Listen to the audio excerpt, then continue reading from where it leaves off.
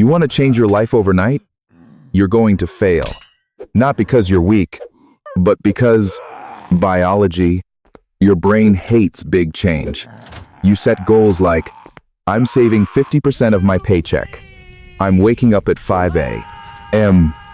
I'm cutting out every fun thing, and 2 weeks later, you're right back where you started. And the system loves that loop. Banks, fees, credit card debt.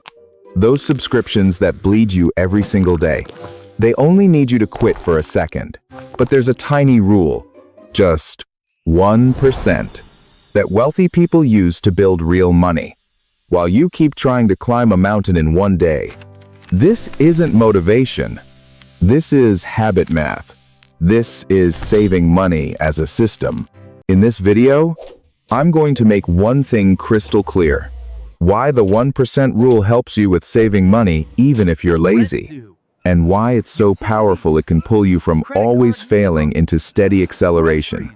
If you're living like you're gasping for air by the end of every month, then every small decision is quietly draining your money every single day. And I'll prove it with two numbers. 1.01 to the power of 365 and a long-term calculation, 10 to 30 years, that will give you chills. Why the harder you try to change big, the faster you break, and whether there's a way to slip past your own brain so it stops fighting you, we're exposing it right now. Welcome to Wake Up Week, where the truth is a little hard to hear, but it saves your wallet. Now stay with Miles Invests.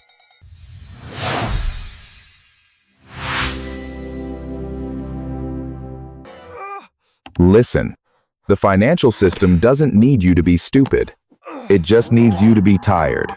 Tired of having to be disciplined every day. Tired of trying to reinvent your life every January. Then you slip once, you start hating yourself, and you snap right back to your old habits. And that's when the system switches on the fee machine. Credit card interest in the 20-something% range. Late fees.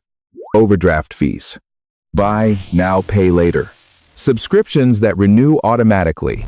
And buy now buttons placed exactly where your thumb lands before your brain even wakes up. Here's the disgusting trap. They turn money management into a willpower war. But human willpower has a battery. When the battery dies, you lose. The 1% rule changes the game. You stop fighting head-on, and you start slipping past your brain's defenses. Now we get to the part banks hate most. Clear numbers. If you get 1% better every day for 1 year, the math is 1.01 to the power of 365. The result is about 30.78.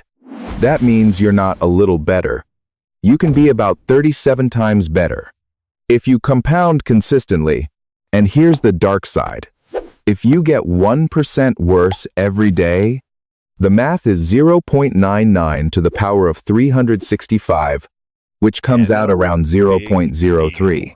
Basically, you collapse towards zero. The scariest part is that 1% is so small you don't feel it today. One coffee. No big deal. One impulse click. No big deal. 1 month paying only the minimum on your card. No big deal. Then, a year later, you look back and you don't understand why you're still broke. That's not bad luck. That's compounding. In the wrong direction. So why does this rule work for lazy people? Because your brain runs on stability. It wants you at your normal level because that feels safe. Big change triggers an alarm. Danger. Go back. But 1% is so small your brain doesn't even fire the warning in time. Here's the hard truth. Iron discipline won't save you if you're playing the overnight transformation game.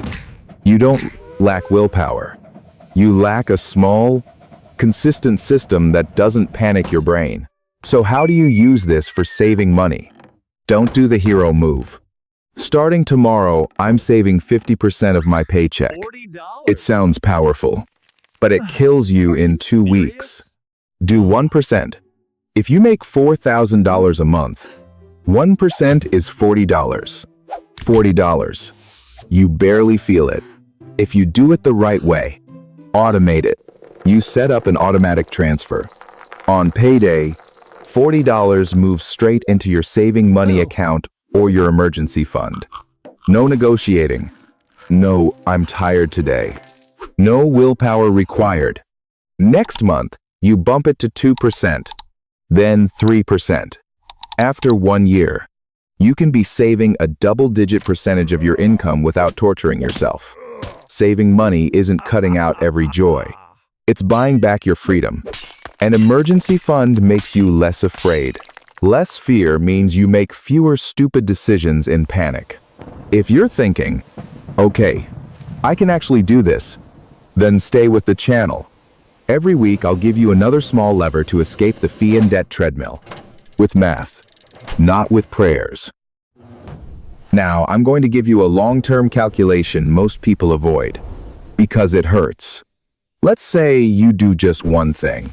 You put in $40 a month, and you let it run. I'm not promising guaranteed returns. This is just a math example. If the long-term average return is around 7% a year, $40 a month is $480 a year. After 10 years, the money you personally put in is already $4,800. But thanks to compounding, it can grow to around $6,000 to $7,000, depending on market swings. And that's just the warm-up, because compounding always accelerates later. Now here's the part that should give you chills. If you do that for 30 years, the money you personally contributed is $14,400. But compounding can push it to around $40,000 or more, depending on the market and your consistency. Do you see the difference? You don't need a miracle. You need time and a small habit that stays alive. And while you're trying to save big, the system is eating you with a different kind of 1%. Marketing, they don't sell products. They sell belonging. They sell you deserve it. They sell impulsive relief right when you're exhausted. This is the human factor that hits everyone. You don't buy what you need. You buy what makes you feel like you belong, or what makes you feel rewarded. Your friends go to brunch. You go, people show off something new. Your fingers start itching. Apps are designed with the buy now button exactly where it needs to be. So you click before you even think. This isn't a moral failure. This is behavioral science being used to drain your wallet. That's why the 1% rule isn't just about money. It's how you take back your right to choose. You win with a system. You don't win by forcing yourself to suffer. Now we get to the most practical piece. Cutting spending. Don't do the extreme move. From now on, I'll never buy anything. You'll explode. Do 1%? If you spend $3,000 a month, 1% is $30. What is $30? One subscription you don't use, one delivery fee plus a mindless tip, half a month of grab-and-go coffee. Auto-renew subscriptions are the dirtiest kind of fee, because you're paying for something you don't even use. And bank fees, late fees, overdraft fees. That's a poor tax in disguise. They don't call it a tax, but it bites the people with the smallest safety net first. I'm going to say one line straight so you wake up. A high credit score doesn't make you rich. A high salary doesn't automatically make you rich either. If your money is still leaking every month, and you're still paying credit card interest, you're just a better worker for the system. That's it. Sounds uncomfortable. Right. Good. Discomfort is a sign you're waking up. And if you want out, you have to choose a different game. The 1% game. Every month you patch one small leak. Every month you automate a little more. Every month you pay a little more than the minimum. This isn't motivation. This is math. And math doesn't negotiate. Now let's talk about the most ignored part of saving money. Increasing your income. A lot of people only focus on cutting, until they burn out. Cutting matters. But if you never raise your income ceiling, you'll stay stuck, playing on hard mode forever. The 1% rule is brutal for income. In a good way. You don't need to learn a lifetime in a week. You just need to get 1% better each day at the skill that makes you money. 10 minutes reading, 10 minutes practicing, 10 minutes learning something that helps you work faster. Speak clearer. Negotiate better. 1 year later, you're not the same person. And when you become more valuable, you don't have to beg for a raise. You have the leverage to demand it. Let me give you a famous case. The British cycling team. For decades, they were seen as a joke. Then they changed their philosophy. They didn't hunt for a magic breakthrough. They hunted tiny improvements, what they called marginal gains, making everything 1% better. The bike seat, sleep, warm-ups, even the invisible details. And the result? They dominated the Olympics. Here's the lesson. They didn't win because they suddenly got motivated. They won because they turned progress into a system. Personal finance is the same. Nobody gets rich from 1 week of determination. People build wealth on small habits, done long enough. And if you want an even clearer picture, look at Warren Buffett. He didn't become rich in one night, and he didn't hack his way there. He got rich because of compounding money, and compounding knowledge. He read every day, for decades, not for a week, not for a month, decades. You don't need to become Buffett. That's not the point. The point is the principle.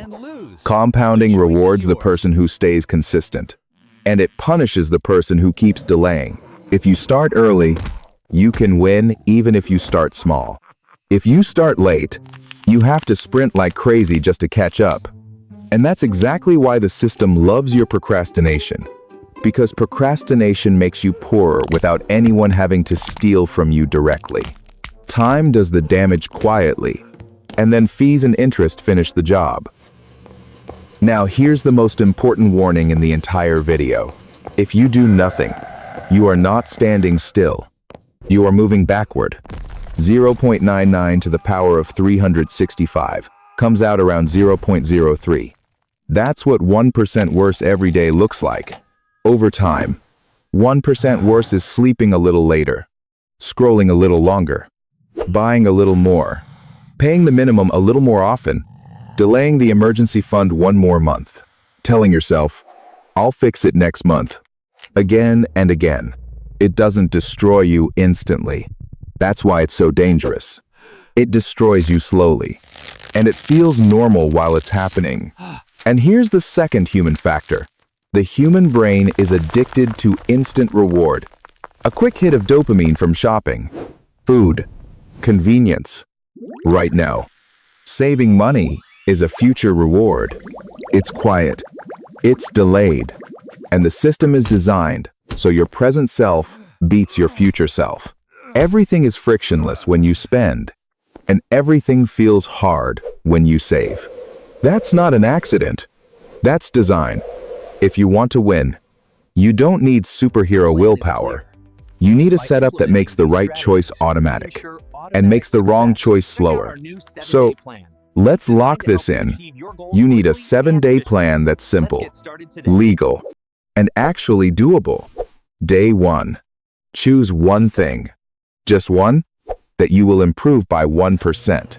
Not 10 things. Not a full life makeover. 1. Day 2. Turn on an automatic transfer of at least 1% of your income into a saving money account or an emergency fund. Set it once, and stop negotiating with yourself. Day 3. Cancel one subscription you don't use. 1. Just one leak. Day 4. Put up a barrier against shopping. Remove your card from the apps. Turn off one-click buying. Force a pause, so your brain has time to wake up before you spend.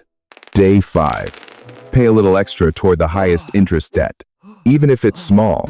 Just make it more than the minimum. Day 6. Spend 10 minutes learning one skill that increases your income. 10 minutes. Small. Consistent. Day 7. Review the week and ask one brutal question. Which direction are you compounding? 1.01, or 0.99. This is not financial advice. This is math, and I want your answer in the comments. Which side are you on? If you believe the 1% rule is the real path, comment. If you don't, hit like and tell me why. Are you disagreeing because of data, or because you're scared of changing?